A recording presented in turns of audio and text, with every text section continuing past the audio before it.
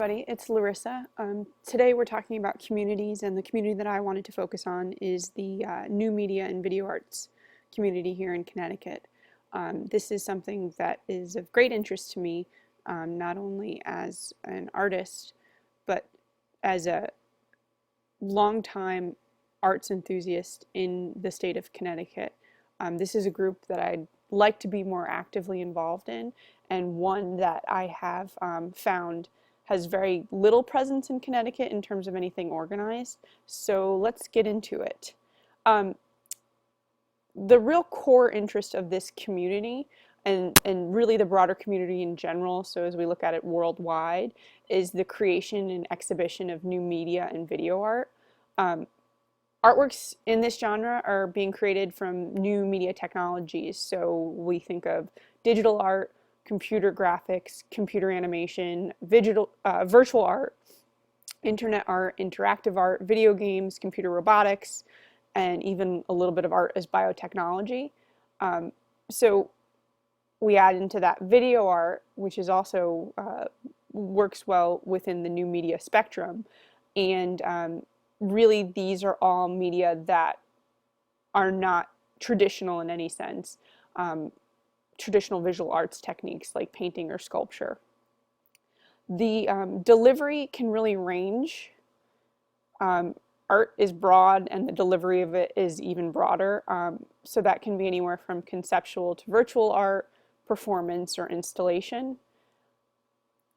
And themes. So video art themes can really encompass any subject matter, and new media themes for that can also encompass that. But some new themes that have been developed in new media include computer art, collaboration, personal identity, open source, telepresence, surveillance, parodies, particularly corporate parodies, as well as intervention and activism. So looking at new media, this is a subject that is really goes hand in hand with the interactive medium program here at Quinnipiac. So hopefully you all know what I'm talking about. So first off, looking at the community, really artists in general stand out for their individualism and their attention to original ideas, and they tend to operate on their own clocks. Organizing them can be a lot like herding cats. And in that way, new media and video artists as a group are self-organized in some sense with a broad range of interests among the group. In Connecticut, there's really no formal organized group of new media and video artists. Many of these artists will come together for exhibitions or educational purposes, but there's usually some driving force between them actually organizing. So looking historically at new media art, I just wanted to touch on the fact that new media art has been around longer than most of us assume it has. And it's even been around longer than video art.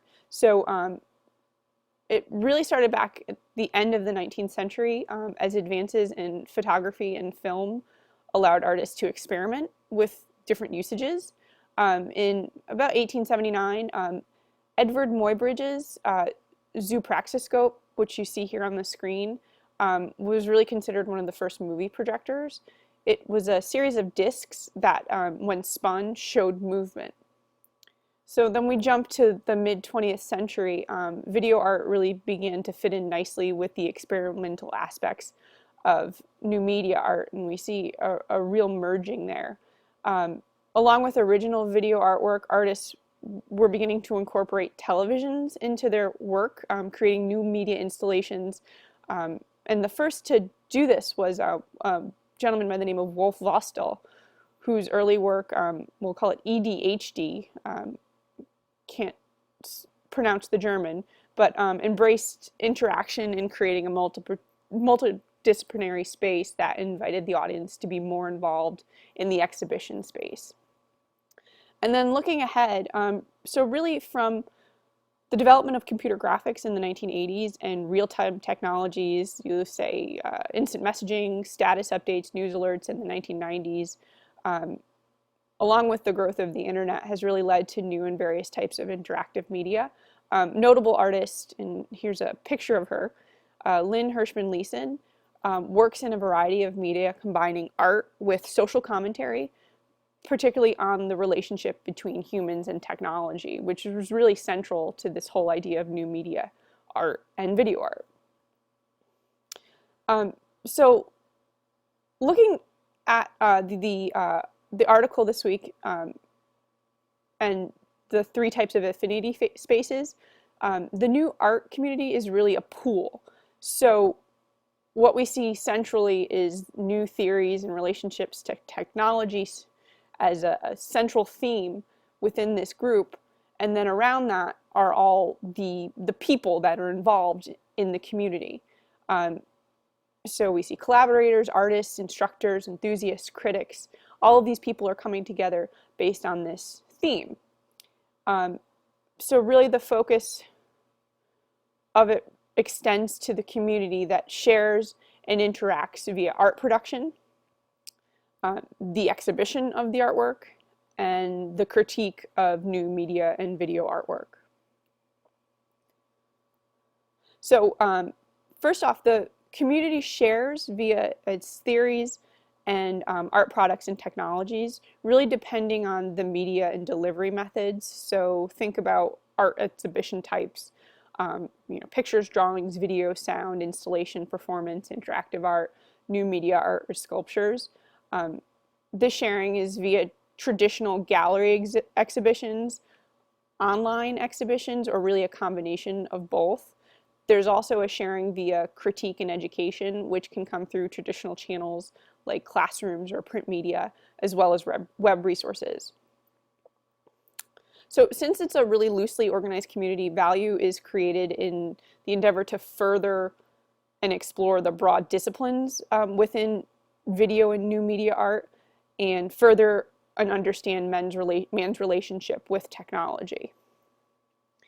We also see, we focus on novel delivery of new ideas and creative solutions. So, who's doing what with what information, and how are they combining maybe disparate tools and resources in new and novel ways.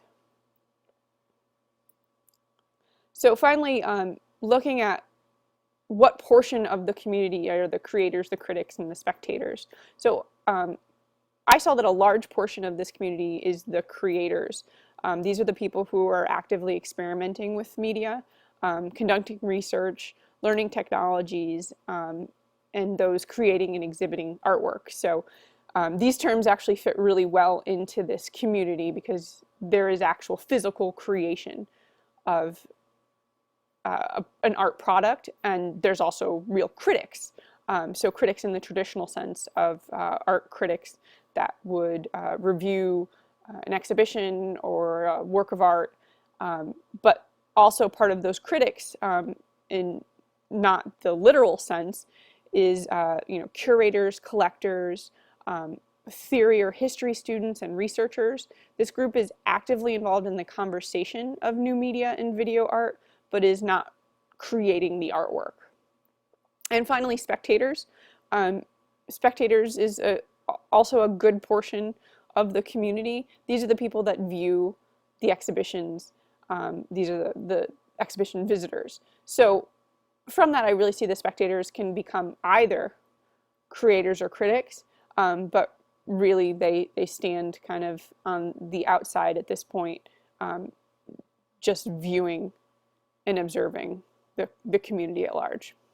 So that's it. Look forward to all of your presentations, and I guess our Google Hangout next week. So I'll talk to you guys later. Bye.